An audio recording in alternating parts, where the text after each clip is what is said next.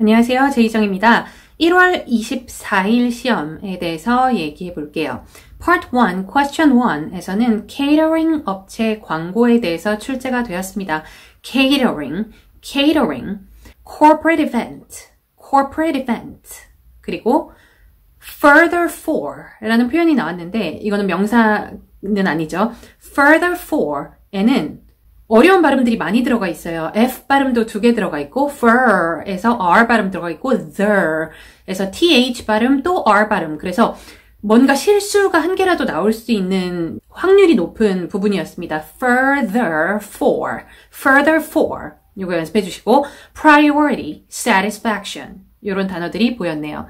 이번 지문은 라디오 방송이었는데요. radio listeners 요거는 radio의 R 발음, listeners의 L 발음. 요거를 구분 잘 해주셔야 되겠죠? radio listeners.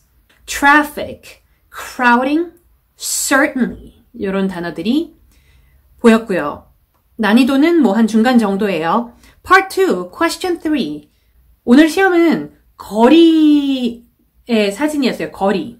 사람들이 되게 여러 명이 있었는데 이 여러 명의 사람들이 뭔가를 기다리는 것처럼 보였습니다. 그러나 횡단보도나 뭐 신호등 이런 것도 보이지 않고 버스 정류장이나 택시 정류장 이런 것도 보이지 않아서 뭘 기다리고 있는 건지를 정확하게 알 수는 없는 시험이었거든요. 그래서 오늘 제가 여러분들한테 알려드릴 유용한 정보 중에 하나는 그 사진 묘사를 하실 때 무언가를 확신하며 말하는 문장과 무언가를 추측하며 말하는 문장. 이거는 확실히 차이를 두셔야 되거든요. 무언가를 추측하며 말하는 문장을 어떻게 하면 똑바로 정확히 잘 만들 수 있는지 이거를 간단하게 알려드릴 거예요. 우선 사진 속 모든 사람들이 무언가를 기다리고 있다라고 할 때는 Everyone in the scene is waiting for something 하는 거죠.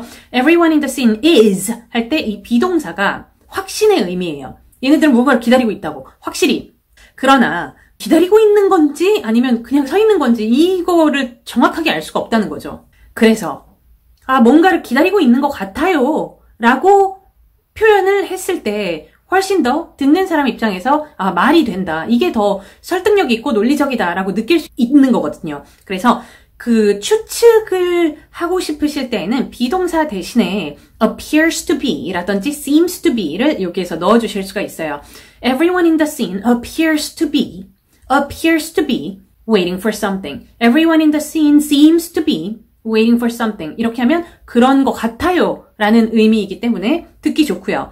혹은 다른 방법이 또 있습니다. Everyone in the scene is waiting for something. 앞에 it looks like 이거를 붙여주는 거예요. 그래서 it looks like everyone in the scene is waiting for something 하셔도 추측의 의미가 들어간 것이고 많은 분들이 실수하는 게 이거예요. Everyone in the scene is 대신에 looks like 이렇게 한다든지 seems like 으로만 비동사를 바꿔주시면 문장이 망가지거든요. 그러니까 everyone in the scene looks like waiting for something. 이거는 안 되는 문장이라는 거죠. seems like waiting for something 안 됩니다.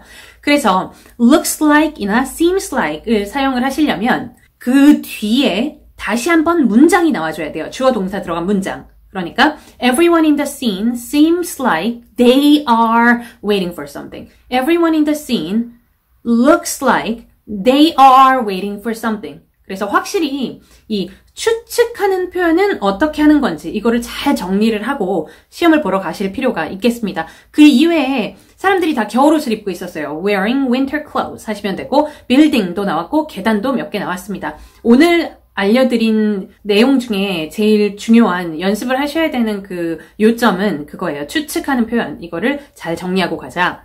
Part 3에서는 팟캐스트 청취에 대해서 나왔고요. 4번 문제는 How often, what? 이라고 물어봤습니다. How often은 almost every day 이런 답변 해주시면 되고 What? 어떤 종류의 팟캐스트? 라고 물어보았기 때문에 a music podcast 하시던지 movie podcast 혹은 a podcast about music 이런 식으로 답변을 하셔도 괜찮아요.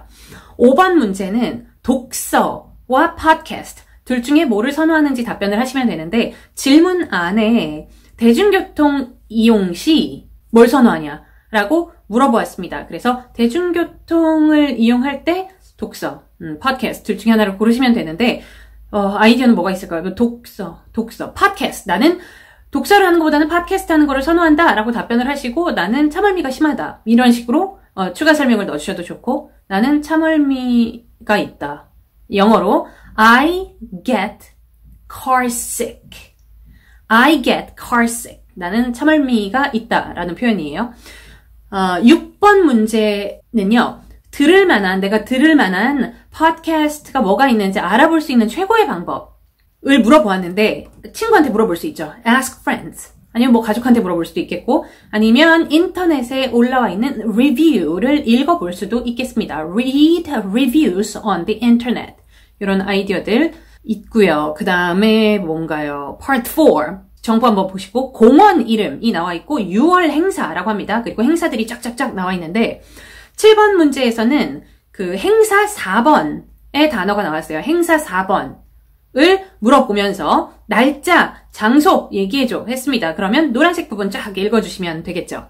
8번 문제에서는 뻔하죠. 나올 만한 게 그 행사 3번이 몇 시에 시작하냐 캔슬 되었죠. 그러니까 나의 답변은 그거 캔슬 되었습니다 라고 얘기해 주시면 되고 9번 문제 30초 답변을 요구하는 9번 문제는 장소가 나왔네요. 장소 1번이 겹쳤죠. 2번. 그래서 장소 1번 제일 첫째 줄과 장소 1번 마지막에서 두 번째 줄 요거 두 줄을 읽어주시면 되었었던 시험이었습니다.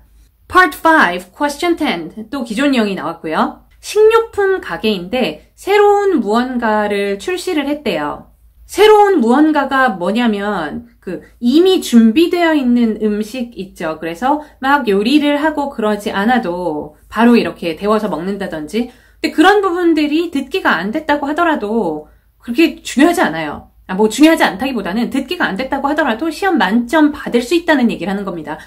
이 제품이 뭔 제품인지가 뭐 그렇게 중요한 건 아니고 이 관건은 뭐였냐면 사람들에게 그래서 어떤 종류를 사람들이 좋아하는지 뭐 기타 등등에 대해서 설문조사를 실행을 하는데 많은 사람들이 설문조사에 참여하지 않는다는 거예요. 참여율이 낮다는 거죠.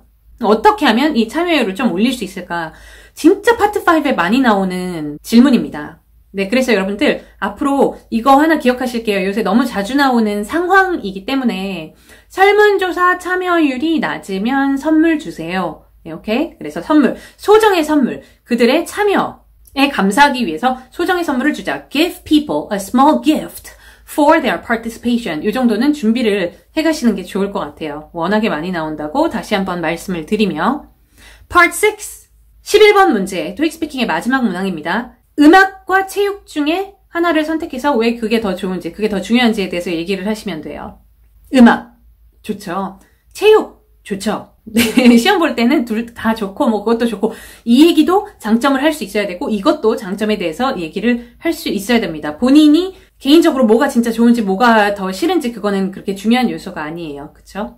음악을 선택했을 때는 뭔가 감정적인 발달 쪽으로 가시면 좋을 것 같아요. Develop perceptual skills. 이런 거. perceptual skills.